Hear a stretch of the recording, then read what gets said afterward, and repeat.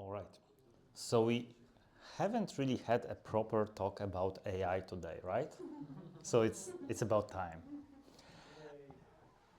Honestly, the presentations today were not about Ruby for the most part. I will have some Ruby in my presentation, so at least there's that. But it's going to be mainly about artificial intelligence and how to deal with that in our daily job.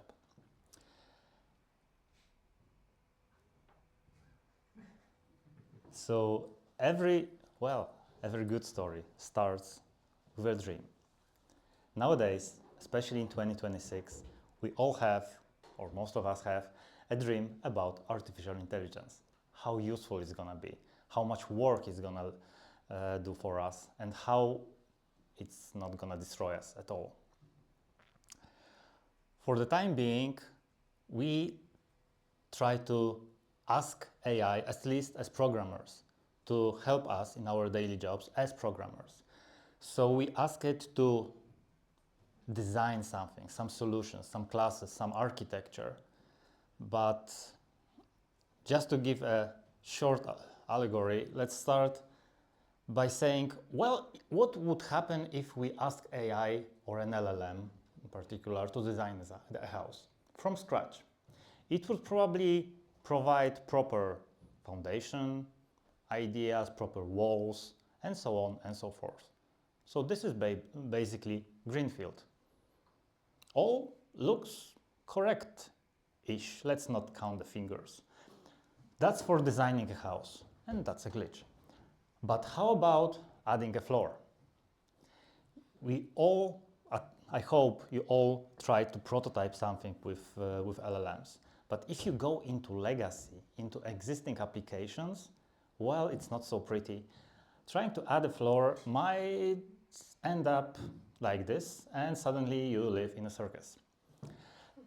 Because of that, today I'm going to tell you how at least I and how we in Visuality are trying to get AI to work in complex code bases. Hi, for those who don't know me, I'm Paweł, I'm the CTO of Visuality, and you can reach me at any possible social media, including X or LinkedIn. I've been a web developer for I don't know how many years, 20 plus for sure, and for the last 2 years I've been the CTO of Visuality.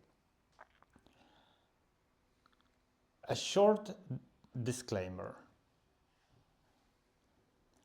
Most of the materials that I'm going to show you come from a separate company, and I don't own them.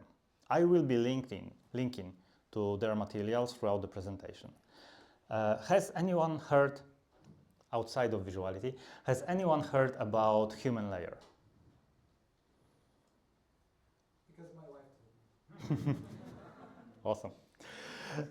So most of the materials come from Human Layer. It's a company founded in 2023, as you can see in here. They've been founded by Y Combinator in 2024, I think. And they started to build an IDE for managing coding agents. And they started to build that on top of Claude Code. You might know how Anthropic is thrilled about people building stuff on top of Claude Code, but they've been doing that for quite some time, and it has been open sourced for that time. A few months ago they pivoted, and now they are building something a bit different. However, the artifacts of their work persisted in GitHub. And that is the basis of what I'm going to talk to you about today. So the ideas come from them, but we've kind of elevated them to our needs.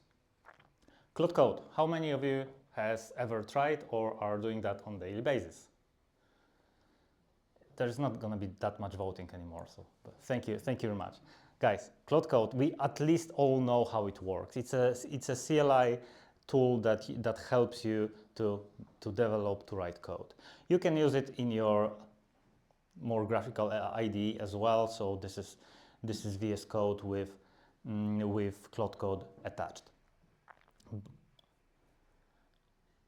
When coding with LLMs, when working with LLMs, we've been told from the very beginning that context is the key. And the way you handle context, the way you organize how you talk and what you provide to an LLM defines how good of a result you're gonna get. However, just the idea that the context is the key doesn't really answer anything. When you work with LLMs, you have a certain context window. So for example, with Claude Code, you get 200,000 tokens. And whatever you prompt for, whatever information you give, and whatever information it produces itself, fills up the context window, and eventually you can just run out of space for the memory, for the short-term memory of LLM. And overflowing the context, just putting too much information into context, leads into hallucinations. Like, we all know that LLMs hallucinate. But if you say, my name is Paweł, and in the next sentence ask, what's my name? I can bet it's gonna answer correctly, for the state-of-the-art LLMs at least. But if you provide tons of information, and somewhere in between you just say your name, it might forget. So hallucinations don't start on the very first line of your conversation. They appear much, much later when the context is basically too occupied. When you put too much information and ask about a very, very specific thing, you come across something called needle in a haystack problem, where LLM just can't find whatever you're asking for. And especially with Claude Code, or basically any LLM tool, LLM wrapper tool, whenever you go too deep into context and this application just can't fit everything you want into context, it's gonna ask you for automatic compaction. So it's gonna basically compact all the information that you've given so far. But what's compacting? It's not zipping, it's not compression, it's compacting. So it's an operation that's gonna lose data. Once data is compacted, you won't find everything that you've put there. And just to avoid like hallucinations and this needle in the haystack problem, there's one rule of thumb that you should follow after hearing this presentation. Whenever you work with an LLM, you should keep your context window usage below 60%. It's an arbitrary number, of course. When you reach 62, it's not like dragons appear. But still, if you go past this 40 to 60%, you're gonna get all this that it's listed in here. And the rest of the presentation is going to be about how to keep your context below the 60%, pretty much. A naive approach of working with LLM is something that we were all told or taught in the ChatGPT early days. So basically, you would start a conversation, give it a task, and see that the answer is not what you were looking for. It's just wrong. Then you would say, no, it's wrong. Do it better. It does, it tries to, and then you steer it down the way, eventually getting the answer. However, if getting to the answer requires reading tons of materials, you will get out of the context very, very quickly. And this is a naive approach, which eventually leads to overflowing the context. And this is a given. So how can we do it better? The next approach is something that I've been advocating for quite some time before I got into this full solution. So when you work with an LLM, you can at some point stop and say, put everything that we've learned into a file called, let's say, progress.md. Put all the solutions that we found, forget about the bad things, forget about the things that go wrong, or just note them somewhere in a very small small part of text, but basically summarize everything that we've done so far. I need to stop the work for 2 days, and I want to restart. And when I start again, maybe in 2 days, I want to just put this progress MD file as the context, and then start work. As you can see, all the context garbage that we had is removed out of this conversation, because we start a new conversation by just giving the prompt. So we've just basically cleared all the information that was not needed in here. This, within this context, is called intentional compaction. We'll be using that a lot.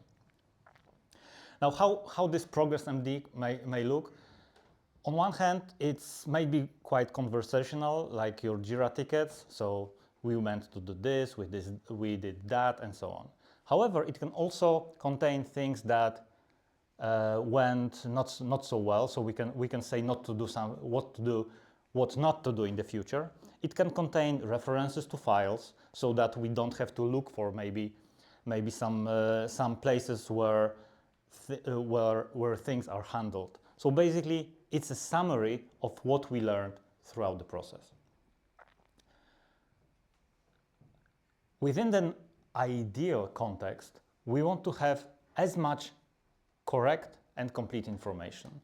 If we put something purely wrong within the context, when we restart the conversation, LLM will use that as a given, and you will have to fight that all along the way. We want to put the goal that we are looking for. We want the context to be small enough, and we want the context to have low noise level. So basically, we don't want anything that doesn't need to be there. And I will say more about that in just a second. Agents. Who doesn't love agents?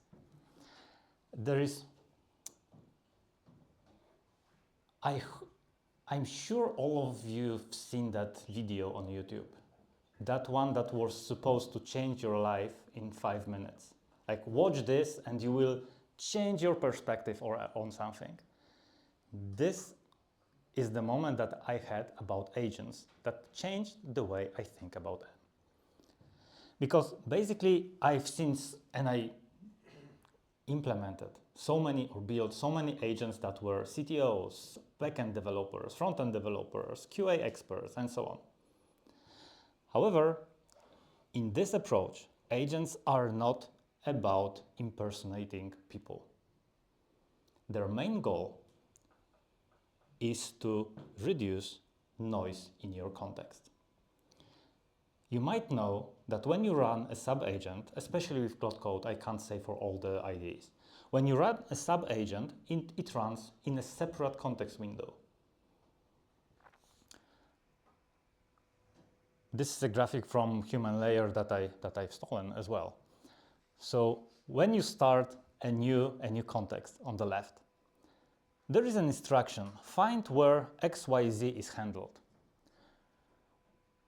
If we tried to find this where XYZ is handled within the main context, what we would have to do? We would have to list some files, maybe grab some files, maybe open some other files and folders. Instead of doing that in the main context, we spawn a sub-agent with only this message, find where XYZ is handled. It reads files, it searches for them, it lists, and eventually it says the file is this and that, and gives a path. We completely don't need all the information on the right coming from the search. We just need the answer. So by using a sub-agent, we just reduced the noise within the main context and reduced its size eventually by this whole lot of searching and reading. We just get the assistant message back. And this is exactly how I feel about how I think about agents at this moment. Like, even if I call this agent whatever, like backend engineer, I would only think about it as a tool for reducing the context window, the context noise of the main thread. Taking all that together, all the things that I've said so far, human layer, again, not my term, coined a term frequent intentional compacting. And this is how I've been not writing code for the last 2 months or so. This is the process, at least the part of the process. Whenever we want to implement something, let's say you have a new feature to be implemented. You get a Jira ticket and you want to implement it. You divide the process into 3 steps. There might be more, and I'm going to talk about it in just a second, but those are the 3 main steps of the implementation itself. First of all, you research. So you use an automated prompt, or a command in Cloud Code called research codebase. Again, give me a second to get back to this in a second. So first we research. We research everything that is going to be needed for this implementation. So for example, we research how the backend, how the frontend, how the architecture is done. Maybe we research some gem information. Maybe we just need to research some internet information about this particular feature or domain. Whenever we finish research, we put that in the research.md file.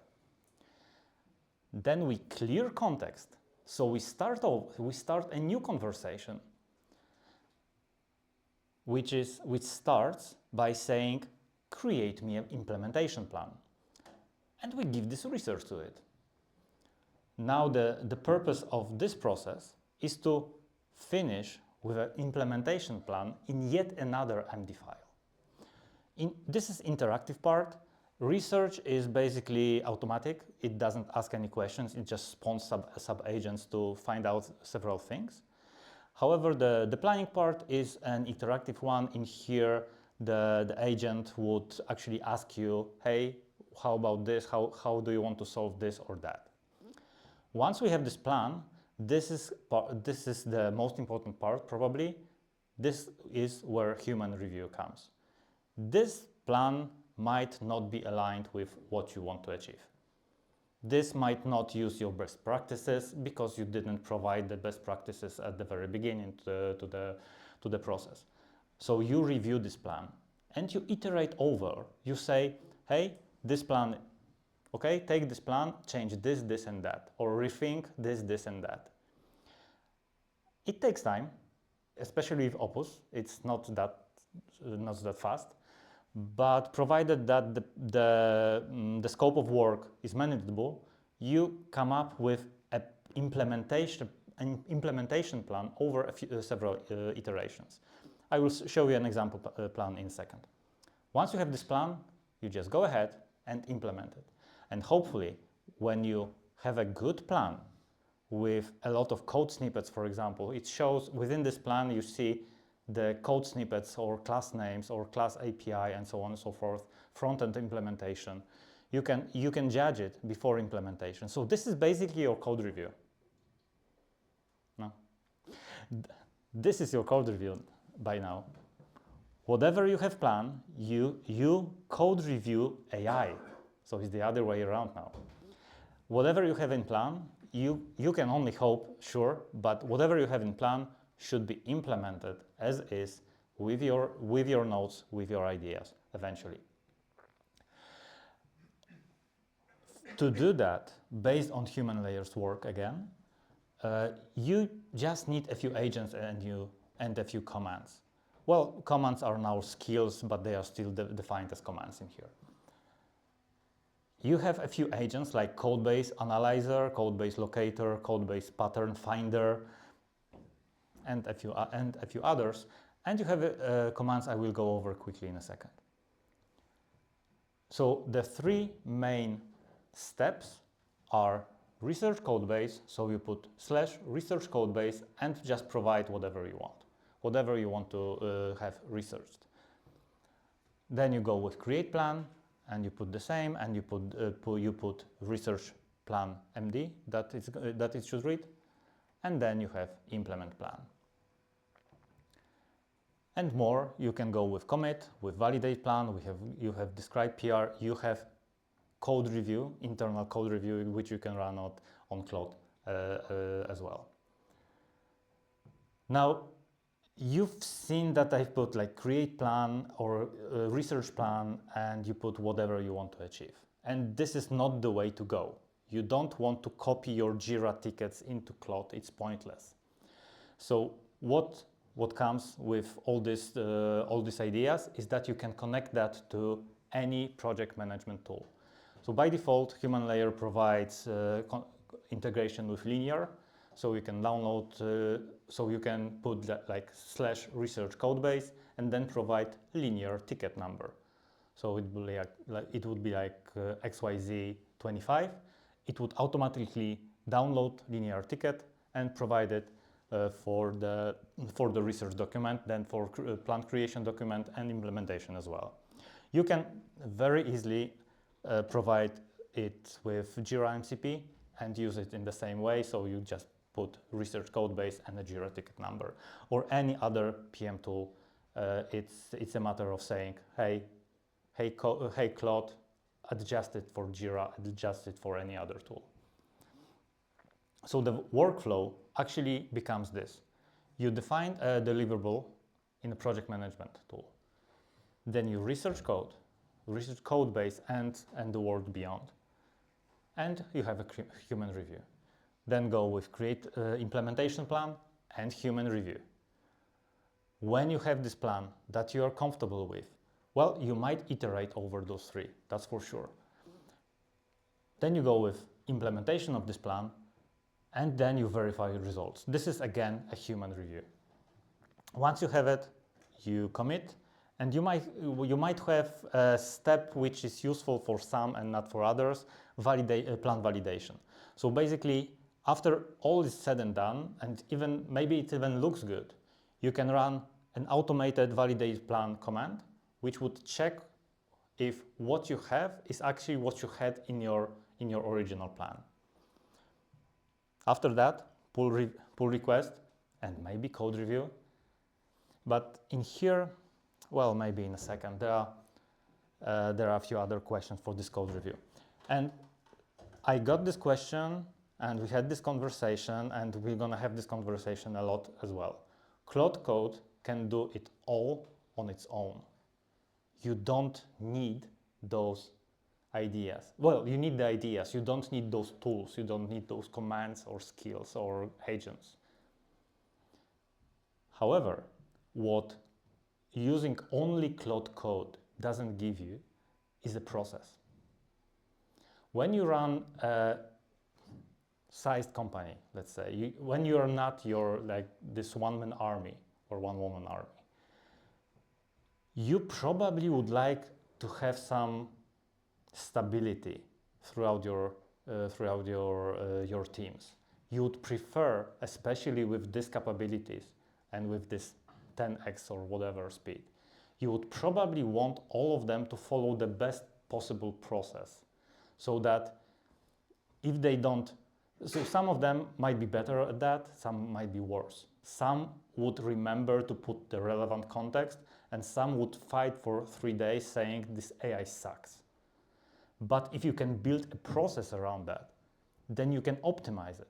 So for example, let's say research doesn't work that well, or plan creation doesn't work that well. Well, there are things we can do about that. Maybe we should reshape the documentation that we have. Maybe we should have smaller tickets. Maybe we should do something. Or maybe we should reshape the commands for creating a plan.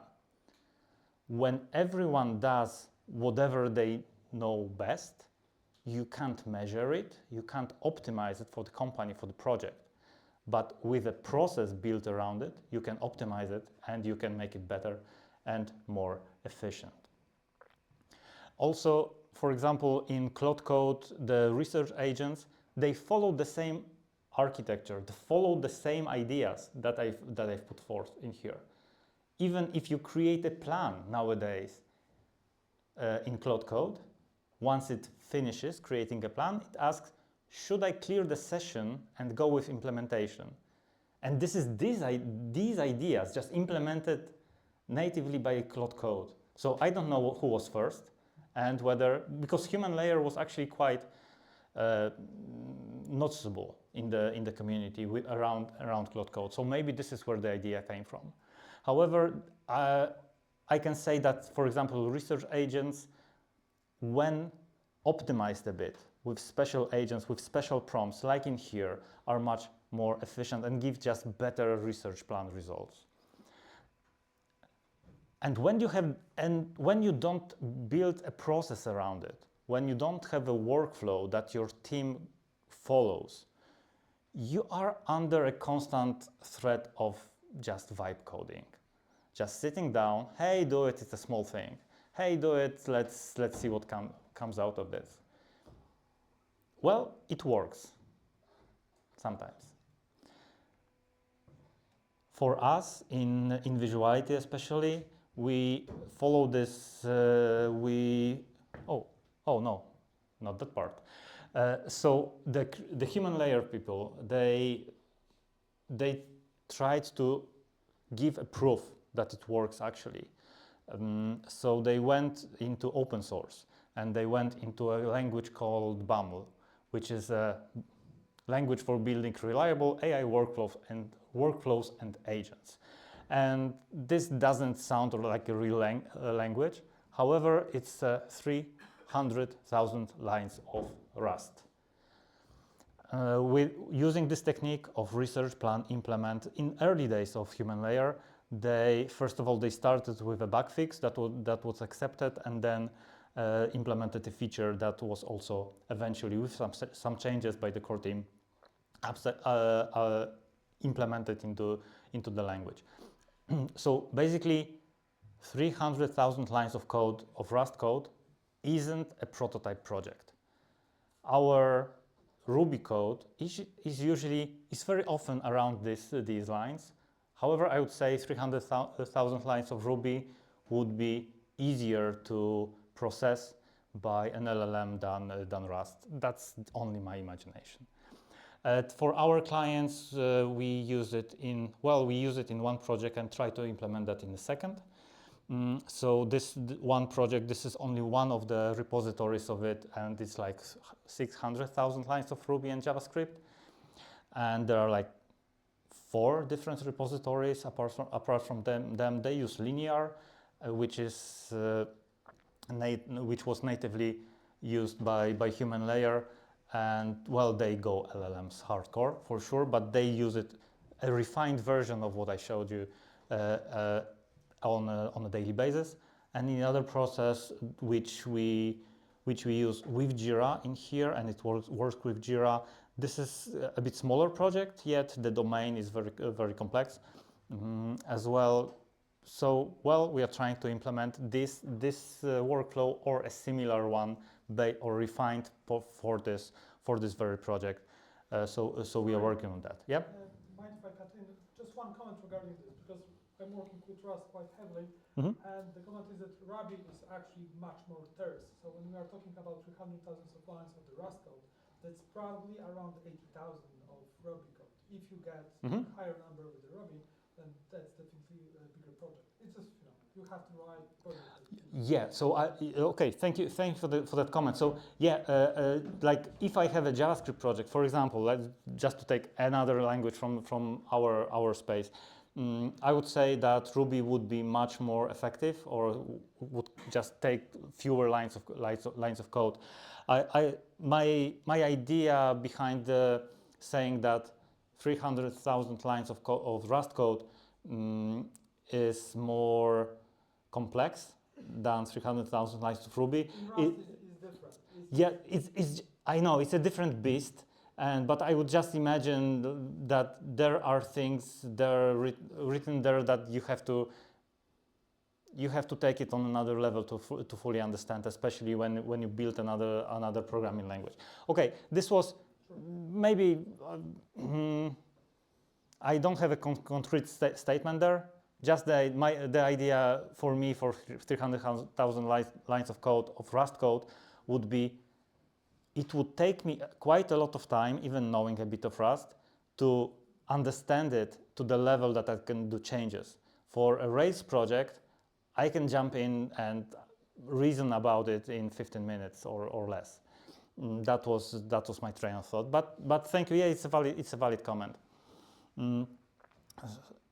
So for sure, even having this approach, even using this approach, we don't know everything. So for example, code review. This is a very important part currently, or interesting topic, because if we spend a day or two creating a plan, or maybe we spend a day creating a plan, eventually we got this implementation within the next hour or so. What should we review? Should we review the plan or should we review the code? The code is quite a byproduct at this point. If we can write good plans or good plans for implementation, then maybe a reviewer should look into the plan at least a bit. Well, it's an open question for sure, and it's different in different projects. For the human layer guys, they were talking about using it in Golang, and that eventually they produced so much code that they stopped reading, like a guy stopped reading code. In code reviews, he read plans and tests, just to make sure that the boundaries and the implementation follows covers whatever it needs to cover, and the motivation behind that was sound. Also, how to maintain documentation for LLMs. When you have this research code step, it takes so much time in big projects. So you have to index the information about the project for the LLM to be able to use it. So having a good documentation for LLMs makes you burn so much less tokens for the research part and just makes it much quicker. But the shape of this documentation isn't well known either. So you have to first empirically check what documentation shape works for you. So it's a it's a process, and it's not all that well defined. And how to estimate the tasks? I don't know. Some tips from production, again, just to make the research code base easier, build some documentation index and documentation text just for the sake of LLMs. And maybe if you have this documentation, you can extend your workflow from research, plan, implement to maybe update documentation at the very end of the process, so that you don't get detached from reality. And well, basically, the clearer you define the task, the more the easier it is going to be for LLMs. But guys, it was the same when there was no LLMs, right? So the constant fight with the business layer is the same. So from me, I would say follow the dream. Maybe eventually we'll get the place where LLMs can add this floor and we can live happily ever